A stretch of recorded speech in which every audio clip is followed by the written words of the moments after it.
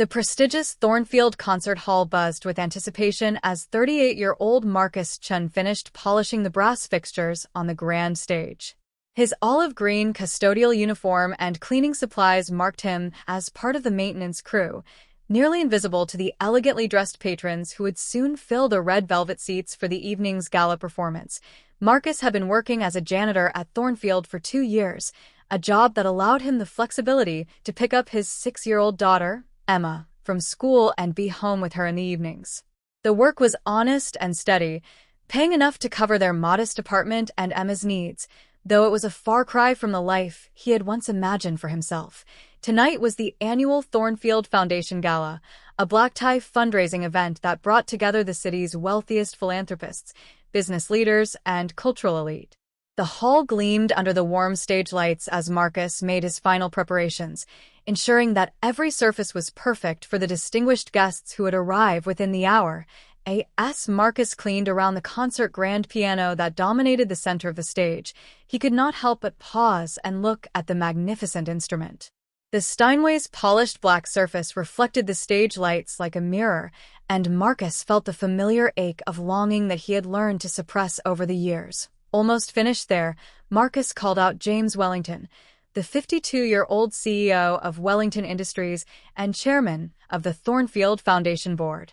Wellington wore an impeccably tailored black tuxedo and carried himself with the confident bearing of a man accustomed to commanding attention in any room he entered. "Yes, sir, Mr. Wellington," Marcus replied, stepping back from the piano. "Everything should be ready for tonight's performance." Wellington approached the stage, checking his gold watch with the practiced air of someone whose time was measured in millions of dollars. "Excellent. The maestro should be arriving shortly for his sound check." As Wellington spoke, several other board members and major donors began filtering into the hall for the pre-event reception. Marcus recognized many of them from his 2 years of working at the venue. Titans of industry, celebrated artists, and society figures whose names regularly appeared in the business and culture sections of the newspaper. "You know, Marcus," Wellington said, a hint of amusement entering his voice as he gestured toward the piano. "I have always wondered if any of our staff have hidden musical talents. Do you play at all?" Marcus felt his cheeks warm slightly at the question. "A little, sir. Nothing professional." Wellington's eyebrows raised with interest. "Really? What kind of things can you play?" Before Marcus could answer, Wellington had turned to address the growing crowd of elegantly dressed guests. "Ladies and gentlemen," he called out, his voice carrying easily through the acoustically perfect hall. "I have just discovered that our custodial staff member Marcus here claims to have some piano skills. What do you say we have a little entertainment before the real show begins?" A murmur of amused interest rippled through the crowd. Marcus felt his stomach drop as he realized that Wellington was treating this as a novelty. A bit of light entertainment to amuse the wealthy patrons before the serious music began. "Mr. Wellington," Marcus said quietly, "I do not think that would be appropriate. I am here to work, not to perform." "Nonsense," Wellington declared, clearly enjoying what he saw as harmless fun. "It is a gala after all. Everyone should contribute to the entertainment. Besides, how often do we get to hear what our maintenance staff can do with a $2 million piano?" The crowd laughed appreciatively at Wellington's comment, and Marcus could see that several people were already taking out their phones to record what they assumed would be an amusing spectacle. A working-class janitor attempting to play classical music for an audience of cultural sophisticates. Marcus looked out at the sea of expectant faces, many wearing expressions of condescending amusement, and felt something shift inside him. These people saw him as a curiosity, a source of entertainment that would make for a good story at their next cocktail party.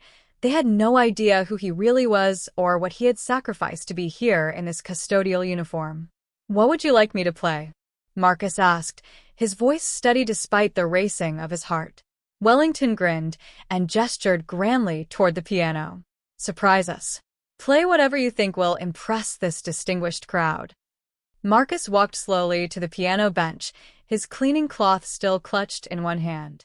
He set it carefully aside and sat down, adjusting the bench to the proper height with movements that were automatic after years of practice.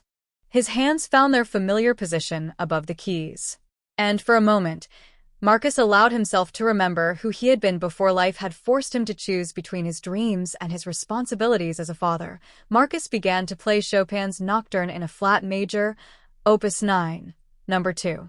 The first notes floated through the concert hall with a clarity and beauty that immediately transformed the atmosphere from one of amused anticipation to something approaching reverence.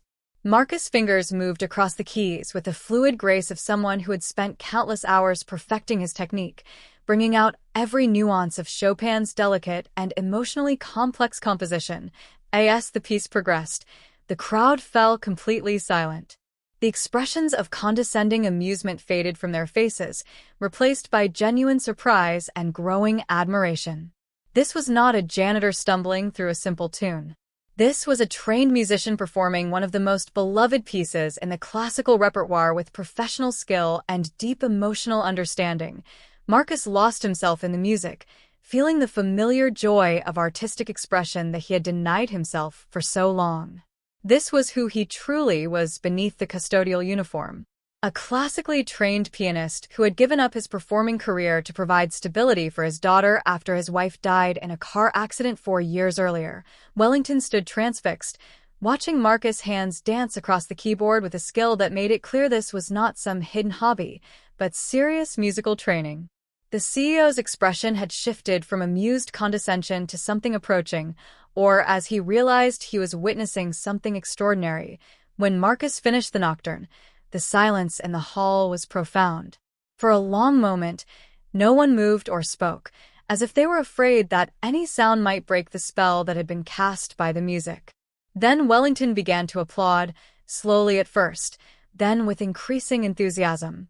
The rest of the crowd followed, their applause building to a standing ovation that echoed through the concert hall with genuine appreciation rather than polite obligation. Marcus stood from the piano bench, his face flushed with the emotion of having shared his gift publicly for the first time in years. He looked out at the crowd of wealthy, powerful people who were now seeing him as something other than invisible service staff. "Marcus," Wellington said, approaching the stage with an expression that held newfound respect. "That was absolutely extraordinary. Where did you learn to play like that?" "I graduated from the New England Conservatory 12 years ago," Marcus replied quietly. "I was building a career as a performance pianist when my wife died, and I became a single father. I needed steady income and reliable hours, so I took this job to make sure I could provide for my daughter." The crowd murmured with understanding and sympathy as they processed this information. These were people who understood sacrifice and difficult choices, even if most of their sacrifices involved business decisions rather than choosing between dreams and family responsibilities. Marcus Wellington continued, "I have to ask, why have you never mentioned your musical background? We host dozens of events here every year that could benefit from someone with your talents." Marcus looked out at the audience of elegantly dressed philanthropists and business leaders. Then back at Wellington. "Mr. Wellington, when you are trying to support a young child on a janitor's salary, you learn to focus on keeping your job rather than asking for special treatment. I never wanted anyone to think I was not serious about my work here." Wellington nodded slowly, clearly processing the implications of what Marcus had shared. "Marcus, would you be willing to play one more piece? Something of your own choosing." Marcus considered the request, then sat back down at the piano. This time he played Bach's air on the G-string, a piece that had been his daughter Emma's favorite lullaby when she was younger. The hauntingly beautiful melody filled the concert hall. Marcus thought about Emma, who was spending the evening with their neighbor, Mrs. Patterson, probably doing homework and looking forward to hearing about Daddy's day when he got home.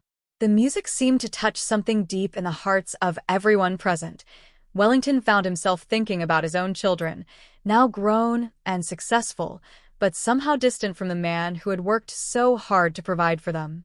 Several other audience members wiped away tears as they were reminded of their own families and the sacrifices that love sometimes requires.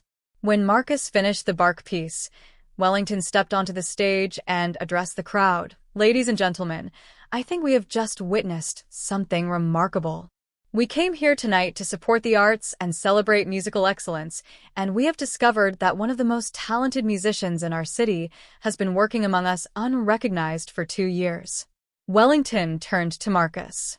Marcus, I would like to make you an offer. The Thornfield Foundation is prepared to establish a full scholarship fund that will allow you to return to performing while maintaining financial security for you and your daughter. We want to support artists like you, not force them to choose between their gifts and their families.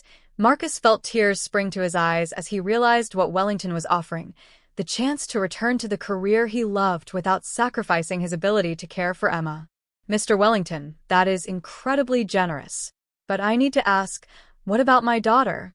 She is my first priority, and any arrangement would need to allow me to be the father she needs.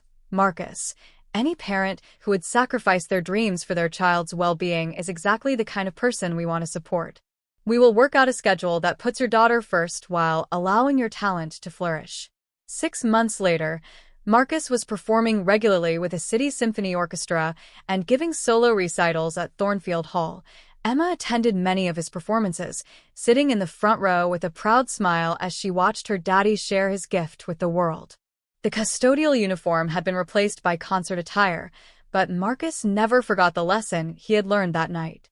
That true worth is not determined by job titles or social status, but by the love we show for our families and the courage we find to share our authentic selves with the world. Wellington kept a photograph in his office from that first evening, showing Marcus at the piano in his olive green uniform, a reminder that the most extraordinary people are often hidden in plain sight, waiting for someone to see past the surface to recognize the gifts that lie beneath. And Emma, now 7 years old, tells everyone who will listen that her daddy is the best piano player in the whole world, not because he performs in fancy concert halls, but because he gave up everything to take care of her and then found a way to follow his dreams without ever letting her down.